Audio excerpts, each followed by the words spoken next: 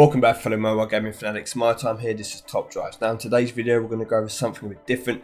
We're going to look at a few things brought up in the comment section in the past and also in the forums. Okay, so straight into it. First thing first, we're going to look at cars which people upgrade. I'm going to pick ultra rare here because I think it's a good middle kind of category to look at.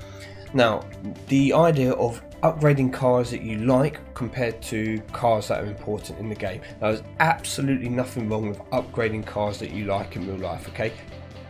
It doesn't matter what anyone tells you, you can upgrade any car you like in this game regardless of whether people say it's good or bad. The only problem with that is for newer players or maybe like intermediate kind of players who've been playing for a little while. If you put your resources, especially when they're limited, into cars which aren't great all round, or versatile cars aren't going to help you a huge amount progressing the game, it's going to slow your progression down, and that is the key. So if you start in the game and you want to try and advance as quickly as you can to begin with, you're going to have to be very selective with cars that you improve. Now for an example, I'll use the Evo and the Maserati here. So there's nothing wrong with you upgrading the Maserati Levante diesel completely if you like Maseratis, okay? That's completely fine. However, if you had the two cars and the limited resources, the smarter car to upgrade would be the Mitsubishi because it's more versatile. Both are medium, but it's got better handling, it's got better 0 to 60, it's going to be better on twisty circuits, it's going to be more asphalt tracks than there are going to be off-road tracks or dirt tracks. So it's also going to be used in when you look at the tags and stuff, you've got street rated motorsport. It also can be used in, I'll show you down here, in saloon, 5-seat events, etc. And you come to the Maserati, and yes, okay, it's the SUV which doesn't have as many. It's diesel, which doesn't have as many. It's only Italian Renaissance, so it's a bit more niche. Okay, it's not quite as versatile as the Evo. So really, you'd be better off to invest in Evo and put that Maserati into an Epic to improve an Epic car, and then hope you get it again in the future. So don't feel bad if you want to upgrade cars just because you like them. Just bear in mind it's not the best way to progress, especially at the beginning. Now if you're a more experienced player and you put a car in, this Jaguar is a good idea. So you've now got a pretty developed garage and you put a car like this. Now if you've got the resources, you've got plenty of super rares, and you don't come out and just build this car, so you don't go in, lock it, start to work on it, then you pretty much told yourself subconsciously that you're not interested in keeping this car. Okay, and I'm in that position now, and I'm sure there's lots of you out there doing the same thing. If you're locking cars and then working them on for the sake of it, if you don't go and complete it with your cars you've got, if they're just sitting here like this TBR, I want to upgrade it, yes. So why haven't I? Why haven't I just gone and put the cars into it so it's ready to use when I need it? Probably because deep down I'm trying to tell myself, while I do want to do that, it's not as essential at the moment, and I don't find myself wanting to put my resources into it. Therefore maybe I should be using that car and putting it into an Epic and improving an Epic car. Okay, just try and think about that. If you do get a car and you don't decide to upgrade it straight away when you've got a developed garage, maybe subconsciously you're actually telling yourself, I don't really need this car, and you could probably put it to better use by actually improving some of your Epics. Now with that point, we'll go on to the next point, which is this game pay to win? Okay, debatable subject. You hear a lot of people talking about pay to win. Now all games require an input of money for them to be able to succeed, and I have absolutely no problem with people putting money into games. I have no problem with people putting in loads more, being whales, whatever you want to call them, sharks, dolphins, you can, whatever terminology you want to call people who put money into games. And I've got no problem with people who want to be free to play, but I thought let's just come and actually break down the whale aspect of this game, and I'm going to use the two Aston Martins as an example. Now I've maxed out the DBS Superleggera and I have the Aston Martin 177 stock, okay, so nothing done to it. Now to get this Aston Martin to the 3 stars here, you have to put in 15 epics, okay, so 15 epics have to be used to max it out. Now let's just say hypothetically you've got the starting McLaren 12C from the campaign and you want to max it out straight away. Quickest way to do it is going to be to go and buy carbon fiber packs. They give you the best rate of getting an epic car. Okay, so for $14.99 in gold, or in this case we'll say 1500 gold would get you carbon fiber pack. And that carbon fiber pack, you have a 17.75% chance of an epic on the 5th card you get, and a 2.75% chance on the 4th card you get. So for simplicity, we'll say you've got a 20% chance of getting an epic from the carbon fiber pack. It doesn't quite work out at that, but we'll just give it that slightly better rate for the sake of it. So 20% chance. Now that means if you get 5 carbon fiber packs, you should get 1 epic. Okay, so 1500 times 5 is going to be 7,500 gold, should get you an epic on average. Now you need 15 of those, so that means you're going to have to times your 7,500 gold by 15 times, which is going to be 112,500 gold. That's how much gold you have to spend on average to get the 15 epics to make your Aston Martin maxed out. Now if we then divide that by the best value price they give you in the game for gold, and for me at the moment, being in pounds, the 12,750 gold package for $79.99 is the best package they do. Now it'll be different depending if you're in America or if you're in Europe. The prices will vary, okay? So I don't know. I know we have like probably one of the worst ratios. It's more expensive for us than most places, but just for this video, use that. So take the whole 112,500, divide it by the 12,750 that I get from each time I buy the best value pack. It means I need to buy over 8.8 packs of gold. Okay, that's what it works out to, 8.8. So I technically would have to buy 9 gold packs. Okay, so the value I'm going to give you, the figure, is going to be a little bit less than it would be, because you can't just buy, you know, 80% of a pack. But with that, I then have my 15 epics. Okay, so that equates to £80 basically a pop, over £700. Okay, so on average it's going to cost in excess of £700 to max out one legendary car using carbon fibers. Okay, that would be kind of whaling. Now yes, granted, in that you're going to get enough cash by selling the super rares to upgrade the car, and you're going to get a load of ultra rares as well, which you can work on with your super rares.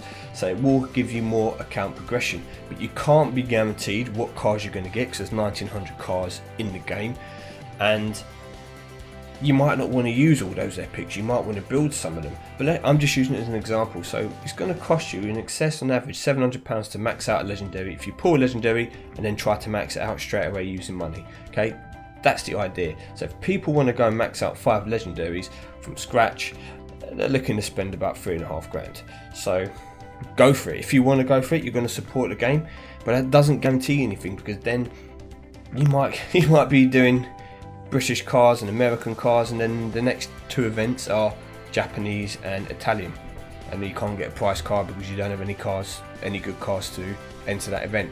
So it is more of a long haul game. I don't think you can just say the game is pay to win. I don't think it works out like that. I do think it is a long haul game, and it's obviously a bit of a snowball effect. As you get more and more cars, you're able to do better in the events, which gives you more packs, which will get you more cars, and it kind of continues in that cycle, which is why you see some of the people towards the top obviously continuously kind of pushing forward because they're doing better in the events. If you're new to the game, unless you're going to spend an absolute fortune, you're going to have to realise it's going to take you a bit of time to get there.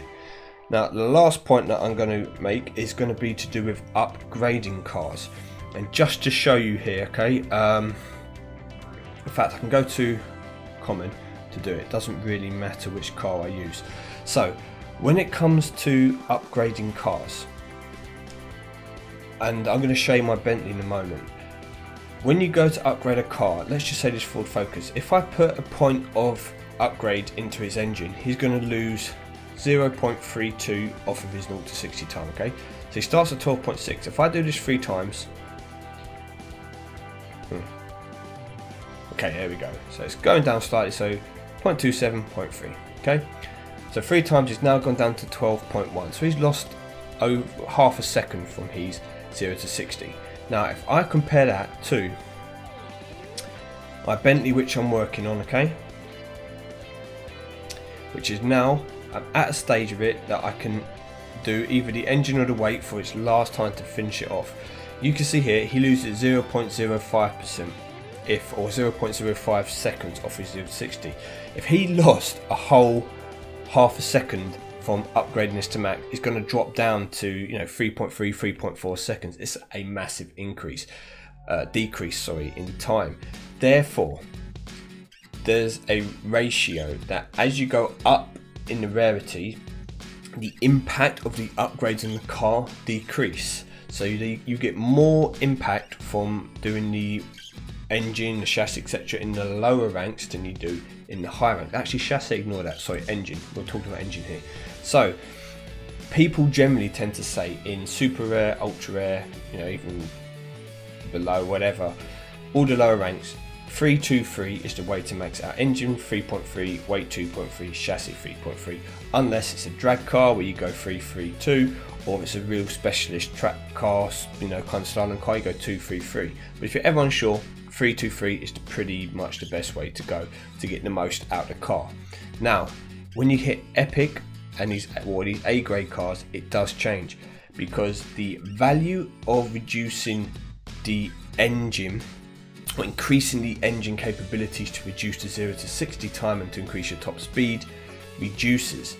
As you see here, you're going to lose 0.05 seconds and you're going to gain a little bit in the top speed. Now the top speed is kind of irrelevant. It's only important if it comes to maybe mile drags and potentially test bowls, but it's not a huge decrease. So just look at these figures here. Now, if I now compare it to the weight, now if you see here, weight, I lose the same time from the 0 to 60.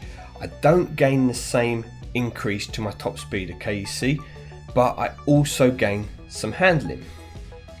Now, what it doesn't also show you here is it doesn't show the impact this has. Now, increasing the engine capabilities and reducing the 0 to 60 is just going to affect the speed of the car, okay? When I take in weight and I take off handling, it also is going to make it lighter and improve its handling on corners. So in tracks and stuff, it's going to improve the car. So yes, the top speed hasn't improved the same, but it is taking a reduction in its 0 to 60 time and it's increased its handling. So if I do this 3 times, I'm going to get a bigger improvement to the 0 to 60, but it's not going to be huge if I do it to engine.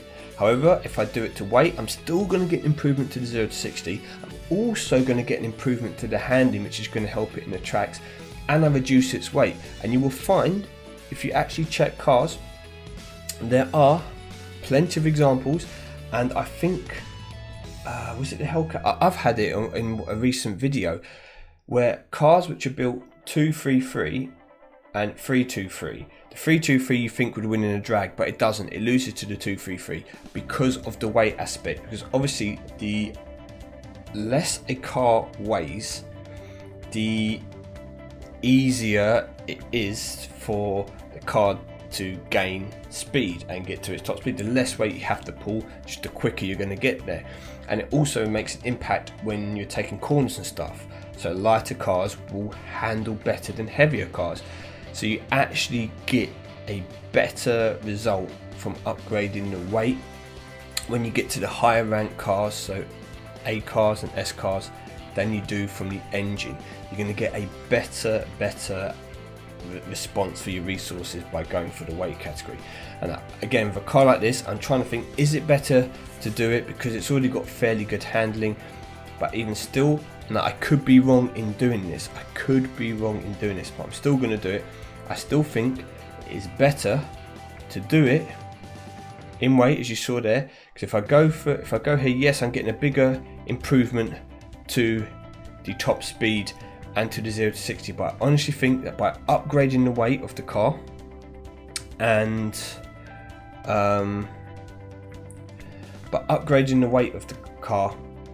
and improving its handling, also getting some improvements to the 0 to 60, this car is going to be better overall, possibly with the exception of maybe a test bar or something like that, maybe on the mile, but it's going to do much better in all the tracks.